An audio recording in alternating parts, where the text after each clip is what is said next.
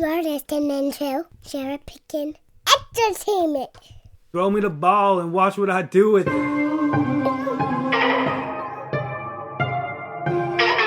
are now tuned into the CherryPickin podcast with your host, Andre Cherry.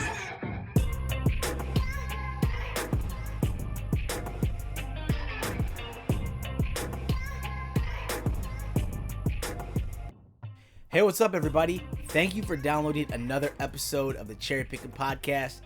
I'm excited to be talking to you today. College football is only a week away, if you can believe it or not.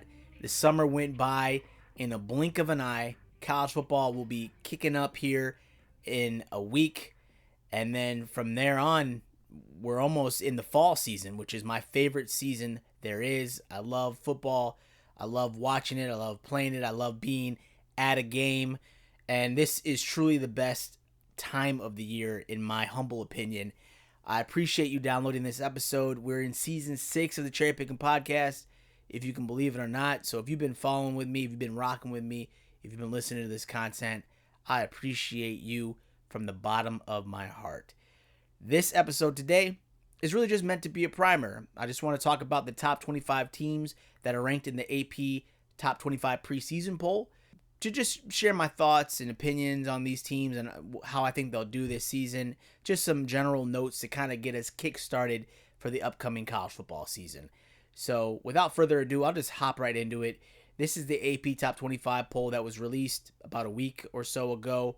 And I'll just run down the list from 1 to 25 and give you my thoughts on all of the teams that have made the Top 25 preseason poll. At number 1, we've got Georgia. The Georgia Bulldogs are number 1 for the first time in 15 years. They've had a couple of tremendous years as back-to-back college football national champions. I mean, it doesn't get any sweeter than that, to win a national championship and then you run it back again the following season. That's pretty impressive. The last team to go back-to-back was Alabama in the 2011 and 2012 seasons. Despite losing quarterback Stetson Bennett, who felt like he was on the program for over a decade. This dude came to the school as a walk-on. He's leaving as a living legend for the amount of accolades that he has attained while at Georgia. The 2 national championships, certainly all the awards, accolades. Stetson Bennett is a living legend at Georgia. I'm sure that young fella will never pay for a drink or pay for a meal anywhere near Athens, Georgia for the rest of his life. Like, he's good. His money is no good. But Stetson Bennett, he was a stud. He was there for over a decade. It felt like they have to move on. They have to readjust and figure out how to move forward without their leader at quarterback, who was arguably 40 years old, but he was also somebody that had the keys to the car, the keys to the Cadillac, and knew how to get Georgia to where it needed to be in position to win 2 back-to-back national championships. That's tremendous. This season, Georgia plays a very manageable schedule and will most likely be favored against every team they face this season. Head coach Kirby Smart just recently confirmed that sophomore Carson Beck will be the man for the job in Week 1. Beck played in 7 games and completed 74.3% of his attempts last season. And on the other side of the ball, the top 3 tacklers returned to the Bulldogs defense in 2023. So there's a real possibility that the Bulldogs make it into the playoffs again this season. I wouldn't count them out. At number 2, we have got Michigan. Michigan is in a good spot here at number 2, in my humble opinion. The Wolverines were in full control of the Big Ten last season, going 9-0 in conference play, en route to their second straight conference title, and a second straight victory over Ohio State, which is arguably the most important thing that Michigan can do in a season is beat Ohio State and vice versa. If Ohio State beats Michigan, that's a good season. Despite anything else they may accomplish, like beating Ohio State, beating Michigan, that means the world to those programs. So great job for Michigan and Jim Harbaugh to finally get over the hump. They broke that streak a couple years ago to finally beat Ohio State. This year, quarterback J.J. McCarthy returns to action for the Blue with a whole slew of offensive weapons, including running back Blake Corum, who had the 3rd most rushing yards in the Big Ten in 2022 with 1,463. Now, when I look at Michigan's schedule, I don't see a true test for the Wolverines until they go on the road to face Penn State on November 11th. I would expect Michigan to be favored in every game leading up to that Penn State game. However, I think Michigan can coast much of the way this season, and I know they won't let off the gas, but you know what I mean. Michigan is in prime position. They are in full control of their destiny. I don't really see many obstacles standing in their way besides Penn State, Ohio State. We'll see how the season goes, but that's a good start for number 2 Michigan. At number 3, we've got Ohio State. Expectations always remain high for Ohio State, and for good reason. The Buckeyes have been a mainstay on the national stage for a long time. Ohio State's schedule is not as favorable this season, with trips to Notre Dame, Wisconsin, and Michigan, but they do get Penn State at home. Losing quarterback C.J. Stroud is a loss, but I would expect the Buckeyes to reload at that position. And wide receiver Marvin Harrison Jr. is primed for a big season, as the 6'4" wide receiver will be on most people's radars this year. Some people thought that he would be the number 1 wide receiver taken in the draft last season if he was eligible. That just goes to show that this young man is destined for good things. He's a tremendous athlete, a great wide receiver. I think he'll have a big year this season. In 2022, he was a leading receiver on the team with over 1,200 yards receiving and 14 touchdowns. And on defense, the top 3 tacklers from a season ago return, anchored by first-team All-Big Ten linebacker Tommy Eichenberg. The defense was improved under defensive coordinator Jim Knowles in his first year in Columbus last season. With the experience they have returning, this unit should be able to wreak a lot of havoc on Big Ten offenses this season. At number 4, Alabama. Now, this definitely feels like a rebuilding year for Alabama, as the Crimson Tide will need to plug a lot of holes on both sides of the ball in 2023. The most notable losses are quarterback Bryce Young and linebacker Will Anderson. From a coaching standpoint, 2 new coordinators on offense and defense will also be something that the Tide will need to adapt to very quickly. And I'm going to keep an eye out for stud cornerback Kool-Aid McKinstry. That is the most interesting, unique name I've ever heard. Kool-Aid. I can't even believe that that's a real name. It is. This young man is a tremendous athlete. He's going to be somebody you're going to have to keep an eye on. He's an impact player who will factor into being one of the top players you hear this entire season. My only question is, does Kool-Aid have an NIL deal with the Kool-Aid brand? Because if not, something is seriously wrong there. That's a huge marketing opportunity in my eyes, and hopefully he's got something in the works, or maybe he will as the season progresses, but that's a very interesting name. I don't think I've ever heard a name Kool-Aid before. At number 5, we've got LSU. I was very impressed with what Brian Kelly was able to accomplish last season with the Tigers. LSU had its first winning season in 3 years, going 10-4. This year, the team returns a lot of experience on both sides of the ball, so I expect the Tigers to show up each week. However, their schedule is pretty brutal in my opinion.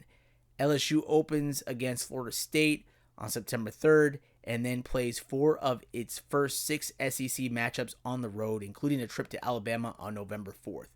At number 6, we've got USC. The USC Trojans are stacked this season. USC is coming off its best season of football since back to 2017, when they went 11-3, which is what their record was last season. Lincoln Riley is back for his second season with his Heisman Trophy winning quarterback Caleb Williams. Now, what's crazy about that is the fact that in Riley's 7 years of college football coaching, he's produced 3 Heisman Trophy winners, which is so unique. That's awesome. That's super rare. But this year, the sky's the limit. The Trojans should be able to run its schedule pretty easily and will end up in the playoffs. That's my opinion. USC's defense is also deep and returns the top 3 tacklers from last season, including safety Max Williams. At number 7, we've got Penn State. Now, it's hard to be mad at an 11-2 record, which is what Penn State's record was last season. However, it feels like there's some unfinished business for James Franklin and his Nittany Lions squad. Franklin is entering his 10th season in Happy Valley and has racked up 78 wins and only 36 losses. His teams have achieved 11 wins 4 times during that span. But Penn State is 0-11 against teams within the top 10 during the regular season, and this dates back to 2016. Now, Penn State did beat Utah, who was ranked number 7 in the country during the Rose Bowl, but I'm just talking simply regular season games. They have gone 0-11 against top 10 teams during the regular season. For Penn State to break through to the next level, they'll need to win against teams such as Ohio State and more recently Michigan, who will be playing within the top 10 all season. Once Franklin can do this, I don't think it's unreasonable to think that Penn State could be viewed as a national power. They've always been good, but not great, in my opinion. Penn State has enough weapons to go on a run this season. They won't face a true test until October 21st when the Nittany Lions hit the road to face the Buckeyes. At number 8, Florida State. Florida State is in the top 10 for the first time since 2017, which is remarkable. The Noles had a great season a year ago, posting a 10-3 record, doubling their win totals from 2021. Head coach Mike Norvell has done a great job recruiting, also hitting the transfer portal. His FSU team this season is experienced and primed to go on a conference run. His leading quarterback, running back, and wide receiver return in addition to 9 starters on defense. If FSU does make a run, they'll need to take care of business in the first month of play.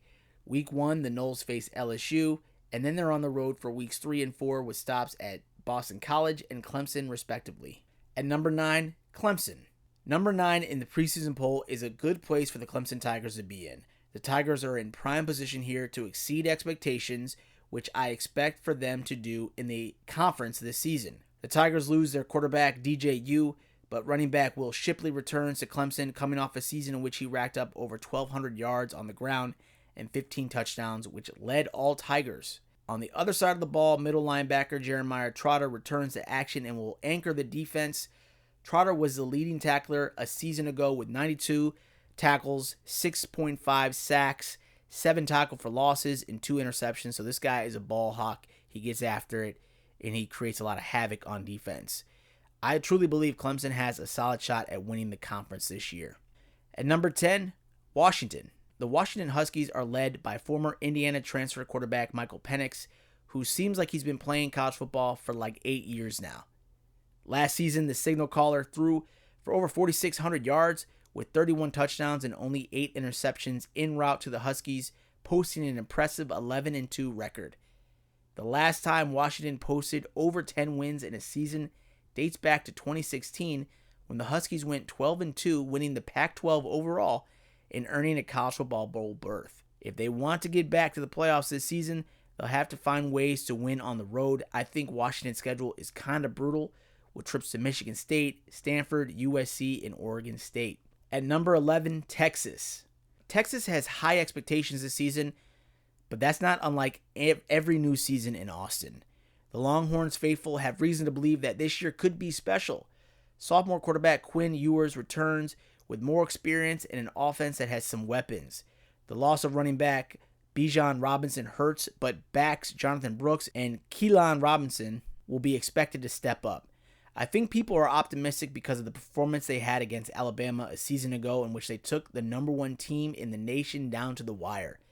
The Longhorns lost that matchup by 1 point. This season, Texas travels to Alabama in what will be a preview of future matchups in the SEC beginning next season. If Texas can get a win against Nick Saban's boys in week 2, I think the Longhorns find a way to sustain those vibes. Oh, good vibes, babe. En route to potentially winning the Big 12 Conference, especially when you consider their 5 losses from a year ago were all within 7 points or less. This team is more experienced, and I think that they're tired of hearing the question about whether Texas is back or not. This is a year I expect the Longhorns to prove it. At number 12, Tennessee. I don't know if there was a more exciting team in college football last season than the Tennessee Volunteers. In his 3rd season at the helm, head coach Josh Heupel transformed the Volunteers into a winning machine, going 11-2, winning 8 straight games against at least 5 teams that were ranked in the top 25, including the stunning 52-49 victory over number 3 ranked Alabama, a school that they hadn't beaten in over 16 years. This squad loses a lot on offense, including sensational quarterback Hendon Hooker, but Joe Milton is in place and has experience to guide the Volunteers well. I think a repeat of 2022 is unlikely, but the Volunteers can easily go bowling in 2023, and I think that there's a good shot that they could be unbeaten heading into their matchup against Alabama on October 21st. At number 13, Notre Dame. The Irish have a couple of things working for them as they head into the 2023 season. First of which is that quarterback Sam Hartman transferred in from Wake Forest. His experience and playmaking ability will give an immediate boost to Notre Dame's offense right off the bat. Second, Notre Dame's defense returns a lot of playmakers. This defense will be pivotal to Notre Dame's success, especially when you factor in some of the high-powered offenses they'll be playing against, including Ohio State, USC, and Clemson. At number 14, Utah. The Utes have been one of the more consistent teams in the Pac-12 these last several seasons. In 2022, Utah posted a solid 10-4 record, including an impressive 7-1 record in the back half of the season en route to its second straight Pac-12 championship. There's enough offensive firepower here to keep the Utes relevant, but the real strength of this Utah team will be on the defensive side of the ball. Last season, Utah's defense was in the top 2 in the entire conference. Utah will be a factor in the Pac-12 this season, and I would expect for the Utes to be pushing for the Pac-12 championship game again this season. At 15, Oregon. The Oregon Ducks have posted back-to-back 10-win seasons and has its sights set on even more wins in 2023. The team returned 16 starters, including the top 2 leading rushers and journeyman quarterback Bo Nix, who had close to 3,600 yards passing in 2023 at 71.9% passing efficiency, which was a pleasant surprise for Ducks fans. It appears he developed immensely under the Ducks, coming from 3 previous seasons at Auburn in the SEC, where he was nowhere near as consistent. If Nix can build upon this progress this season, the sky's the limit for the Oregon Ducks. I truly believe that. This team will most likely remain undefeated until its matchup on the road against the Washington Huskies on October 14th. So, that's the top 15 teams that I've just kind of shared my thoughts and opinions on. These are the teams ranked in the preseason AP Top 25 poll to begin the season. After a short break, we'll get into the last 10 teams on the list. So don't go anywhere. The Cherry Pickin' Podcast will be right back.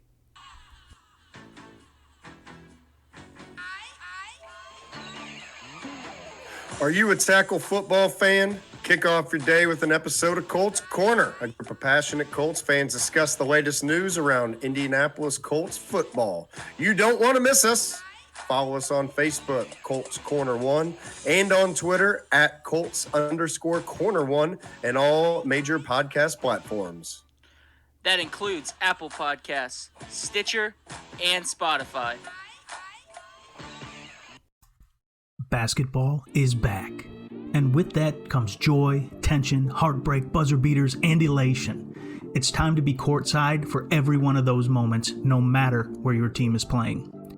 Short Courts specializes in making replica and custom basketball courts for your home, office, sports cave to decorate your walls with all those memories. If you have a picture, we can recreate it. Featured in the 2021 UniWatch Holiday Gift Guide, short courts are made using real wood. We frame and give them an epoxy finish to protect the new centerpiece of your memorabilia collection.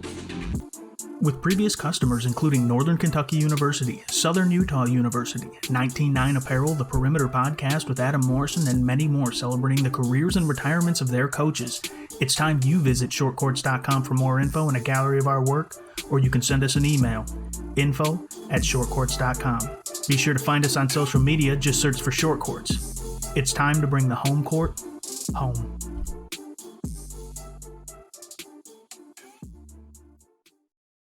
Welcome back to the show, everybody. We'll hop right back into the last 10 teams ranked in the AP Top 25 poll to begin the season. At number 16, Kansas State. The Wildcats were a solid team within the Big 12 last season, both offensively and defensively. They were led by the playmaking ability of quarterback Adrian Martinez and the legs from running back Deuce Vaughn. Together, the duo accounted for over 3,800 yards of total offense and 28 touchdowns. I believe the 1-2 punch from these guys helped to keep defenses on their heels in 2022. Martinez did go down with an injury before the end of the season, so backup Will Howard came in and actually posted more passing yards than Martinez did and in fewer games.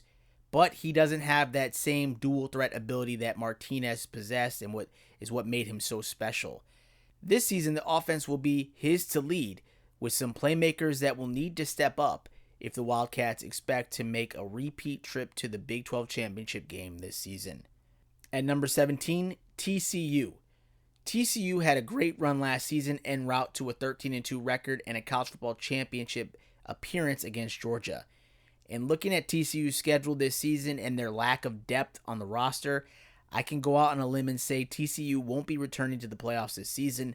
However, I am excited to watch their matchup against former Big 12 foe Colorado on September 2nd. I'm really curious to see what Coach Prime is able to do on the Power 5 stage, and I really want to see what he's got up his sleeves for that one. At number 18, Oregon State. These last 3 years, the Oregon State Beavers have continued to show growth and improvement year over year. Last season, Oregon State posted a 10-3 record. In 2 of their losses, the Beavers were within 3 points, including a tough battle against USC. Oregon State has a pretty nice schedule this season with home matchups against Utah, UCLA, and Washington. If the previous track record of improvement is any indication of where they'll climb this season, another 10-win season should be the floor for this team. At number 19, Wisconsin. The Badgers are loaded this season on both offense and defense, so I should expect for Wisconsin to compete in the Big Ten West Division. Head coach Luke Fickell enters Madison in his first full season as head coach with a wealth of coaching experience and should be able to keep his Badgers train on track. Running back Braylon Allen will be a player to keep an eye on this season. He had the 4th most rushing yards in the Big Ten last season at 1,242 and led the entire team with 11 touchdowns. If Allen remains healthy this season, he should be in the running for the Doak Walker Award given to the top running back in college football. Wisconsin running backs won 4 times in 8 years dating back to 2012 through 2019. Wisconsin and Texas are tied with the most wins at 5 apiece. At 20, Oklahoma. The Sooners wish that they could have the 2022 season back. The Sooners opened up the season ranked number 9 in the country to only end up winning 6 games last season. The last time Oklahoma had a losing season dates back to 1998. Head coach Brett Venables inherited a tough situation after head coach Lincoln Riley fled for sunny California, and he took a bunch of players with him, including quarterback Caleb Williams. This situation would be difficult for anyone to navigate, but he made it out. I remember hearing folks questioning if Venables is truly the right guy for OU, and I think he will be. The expectations are stupid high in Norman, but they usually deliver year after year. If Venables wants to keep his seat cool, the Sooners are going to have to really push for the Big 12 crown in 2023. OU can do it, but it won't be easy. Texas, Oklahoma State will both be tough opponents waiting for them this season. At number 21, North Carolina. As much as it pains me to say this, North Carolina has the talent, experience, and coaching to be a legitimate threat out of the ACC this season. UNC had a solid season last year, posting a 9-5 record en route to the ACC championship game against Clemson. The negative, after winning 9 out of its first 10 games, the Heels let off the gas in the final stretch, dropping the last 4 games, which includes a crazy 2 overtime finish from my beloved NC State Wolfpack to upset the Tar Heels at their home in Chapel Hill. If UNC is truly going to be able to push for the ACC crown, they're going to have to remember to finish. There's no reason why UNC can't do it. Sophomore quarterback Drake May returns with all of his playmakers from a season ago. The defense is stout as well, anchored by linebacker Cedric Gray. At number 22, Ole Miss. I like what head coach Lane Kiffin has done at Ole Miss through 3 seasons in Oxford. In 2 out of the 3 seasons, he's had winning records. And while the Rebels took a bit of a dip in 2022, going 8-5, I do think that they can get close to matching that win total in 2023. This Rebels team is one of the most experienced squads in the SEC West, but I am not a fan of Ole Miss's schedule this season, if I'm being honest. They're on the road against Alabama on September 23rd, followed by a matchup at home against LSU and then Arkansas. Not to mention they'll face Texas A&M and then follow that up with the road trip against Georgia on November 11th. Yeesh. At number 23, Texas A&M. Now, I don't know if there's a hotter seat in college football than the one that Jimbo Fisher is sitting on at this moment right now in college football. Jimbo enters his 6th season at A&M, which is crazy to believe because I feel like he just got there, but it's wild that he's already been there that long. Last season, the Aggies disappointed many, going 5-7 after being ranked in the top 10 to start the season. With the amount of experience returning to College Station, I would be shocked if A&M has another losing season. A&M's schedule is pretty favorable as the Aggies play a lot of SEC games, including against Alabama at home. At number 24, Tulane. It felt like Tulane came out of nowhere last season to go 12-2, especially when you consider the fact that the Green Wave were 2-10 a season prior to that in 2021. That's such a remarkable turnaround for any college football program. Last year marked only the second time in its 119-year history of playing football that the Green Wave achieved 12 wins in a season. This team is led by quarterback Michael Pratt, who amassed over 3,000 yards and 27 touchdowns and only 5 interceptions. His top rusher and 2 leading receivers are gone in 2023, leaving some holes that the team will need to fill in quickly. The defense also has some very important holes to fill as well. I really, truly think it's unlikely that Tulane posts another 12-win season this year, but a run at the ACC crown is definitely possible. And at number 25, Iowa. No team was more frustrating to watch than the Iowa Hawkeyes were in 2022. If I'm being real, if I'm being honest, they were a difficult watch. And I watched several of their games last season, and it was torture. Iowa's defense was one of the best in college football and was the best unit the Hawkeyes have had in the last 7 years. Iowa limited opponents to less than 2 touchdowns a game at 13.3 points.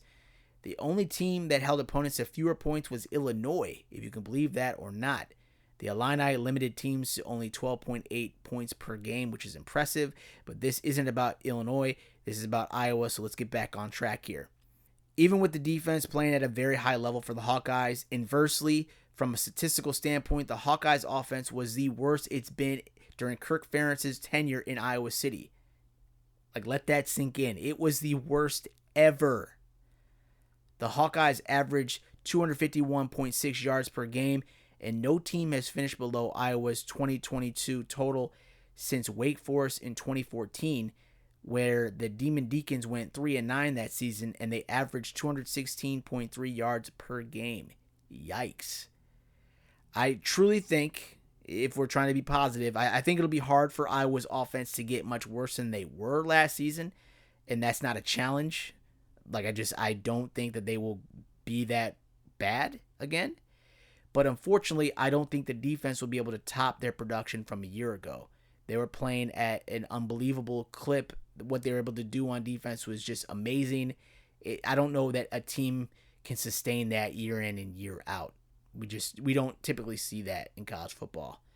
This roster does have experience, and that means something in the Big Ten West, where truly it's usually pretty wide open for the most part of the season each year. The Big Ten West is usually anybody's race. I think that the Hawkeyes will factor into the equation for this season for the division championship. It truthfully will probably come down between the Badgers and the Hawkeyes if I had to make a guess. So Iowa's got a shot. I'm just saying they got to play a lot better if they expect to move up on the top 25 list and within the conference standings and division standings. So there we have it, my friends. That was the AP Top 25 poll. Whew. What do you think about what I just shared with you in terms of my thoughts and opinions? Do you think it's spot on? Do you have any comments that differ from what I said for some of these teams? Overall, I'm excited for the season, and this stuff can change. This is just my point in time look at these teams ranked in the top 25 today. As the season progresses and we get underway here, things will shift and teams will drop and rise to the occasion. So it's truly anybody's ball game. That's what makes college football special at the start of each season, is that anybody has a chance to come out of nowhere. And I think that's great for college football. I cannot wait for the storylines to develop, to see what happens each week, the players that emerge, Heisman favorites. It's all very exciting, and it all starts in about a week from today. So I'm pumped. I'm thrilled. I hope you're excited too. I can't wait to get into more topics. I do want to talk about college football realignment, what's going on at Northwestern. Maybe I'll say that for another podcast. We'll keep this one light. We'll keep this one fun. I appreciate you guys downloading this episode. Hope you have a good seat on the couch next weekend for some college football. We got some games coming up here from the Power 5 perspective. We got Navy versus Notre Dame. We got a Hawaii versus Vanderbilt. And thoughts and prayers go out to everyone in Hawaii, anyone that's got family, friends, relatives, the people that are there right now in Maui. That's such a scary situation. My thoughts and prayers go out to them. Definitely keeping them, in my thoughts. But Hawaii versus Vanderbilt next week. And then we've also got San Jose State versus USC. I think we've got a total of like 6 or 7 games next weekend, all told. But from a Power 5 perspective, these are the teams that will be rocking next Saturday. Action kicks off at 2:30 p.m. Eastern Time with Navy versus Notre Dame. So we're here, my friends. We're almost there. So I cannot wait to go down this journey with you this season. Appreciate you supporting the podcast. We're in season 6. I cannot wait for kickoff. Hope you guys have a good rest of your weekend. Hope you have a great week. And cannot wait for college football next Saturday. Thank you guys. Take care. Peace.